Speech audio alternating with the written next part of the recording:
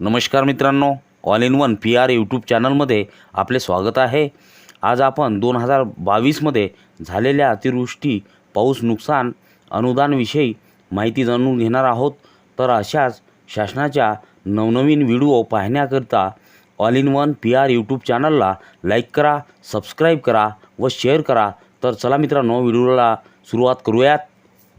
तर मित्रांनो, सन 2022च्या पावसाळी हंगामात सततच्या पावसामुळे अतिवृष्टीच्या निकषाबाहेरील झालेल्या शेतपिकांच्या नुकसानीकरिता शेतकऱ्यांना विशेष बाब म्हणून मदत देण्याबाबतचा हा शासन निर्णय आपण स्क्रीनवर बघत आहात।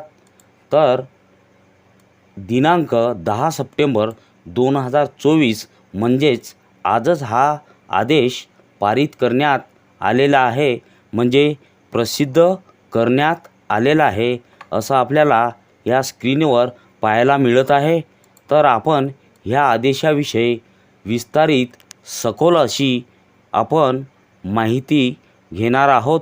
2022मध्ये ज्या शेतकऱ्यांचे अतिवृष्टीने नुकसान झालेले होते त्याविषयीचा हा GR आपल्याला स्क्रीनवर पाहायला मिळत आहे। तर मित्रांनो, आपण या GR विषयी माहिती जाणून घेणार आहोत। तर काय GR आहेत ते आपण बघूयात। सन 2022च्या पावसाळी हंगामातील सततच्या पावसामुळे अतिवृष्टीच्या निकषाबाहेरील झालेल्या शेतपिकांच्या नुकसानीकरिता संदर्भ क्रमांक 3 20/6/2023च्या शासन निर्णयान्वये खाली नमूद केलेल्या 4 जिल्ह्यास एकूण 48,094.60 लक्ष इतक्या निधी वितरणास मंजुरी देण्यात आली होती।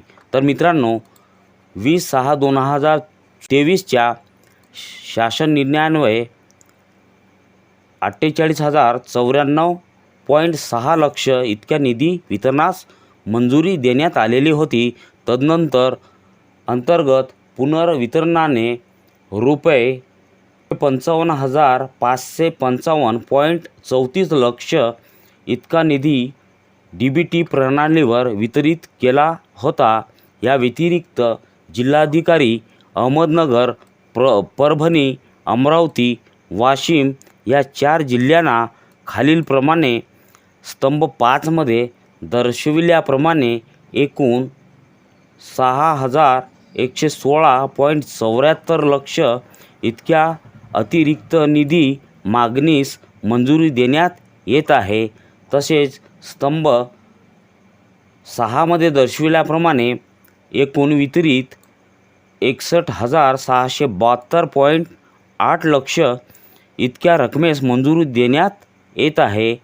या आदेशान्वये अतिरिक्त रुपये 6,116.74 लक्ष इतक्या निधी वितरणास मंजुरी देण्यात येत आहे।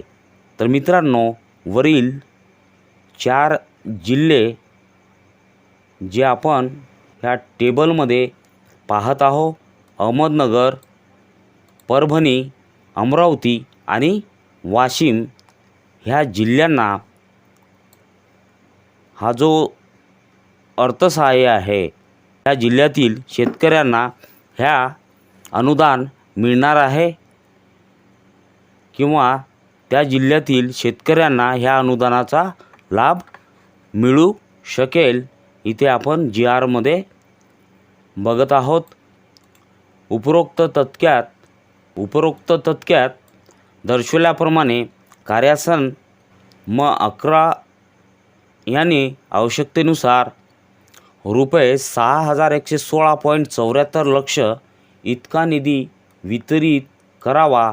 सर्व संबंधित जिल्हाधिकारी यांनी वर नमूद अनुक्रमांक 1 मध्ये नमूद दिनांक 24 जानेवारी 2023 अन्वये सूचित केल्यानुसार या प्रस्तावांतर्गत असलेल्या शेतपिकांच्या नुकसानीच्या सर्व लाभार्थ्यांची माहिती विहित नमुन्यात तयार करून ती संगणकीय प्रणालीवर भरावी. सन 2022च्या पावसाळी हंगामात अतिवृष्टीमुळे शेतपिकांचे नुकसान झालेल्या ज्या बाधित शेतकऱ्यांना यापूर्वी मदत देण्यात आली आहे, त्यांना सततच्या पावसामुळे झालेल्या शेतपिकांच्या नुकसानीसाठी याद्वारे मदत अनुदेय राहणार नाही. मित्रांनो, ज्या शेतकऱ्यांना 2022मध्ये झालेले पावसाळी अतिवृष्टीमुळे ज्या शेतकऱ्यांचे शेतपिकांचे नुकसान झालेले असेल, ज्या शेतकऱ्यांना त्या झालेल्या अतिवृष्टींचे नुकसान भरपाई मिळालेली आहेत, त्या शेतकऱ्यांना हा अनुदान अनुदेय राहणार नाही. हे आपल्याला इथे स्क्रीनवर या GRमध्ये या आदेशामध्ये पाहायला मिळत आहे. यास्तव संगणकीय प्रणालीवर बाधित शेतकऱ्यांची माहिती भरताना द्विरुक्ती होणार नाही व राज्य आपत्ती प्रतिसाद निधीच्या निकषाचे पालन होईल याची खात्री करण्यात यावी. त्याचप्रमाणे वरील निधी खर्च करताना सर्व संबंधित शासन निर्णय, सूचनाचे व निकषाचे काटेकोर पालन करण्यात यावे असे GRमध्ये आपल्याला नमूद करण्यात आलेले आहे.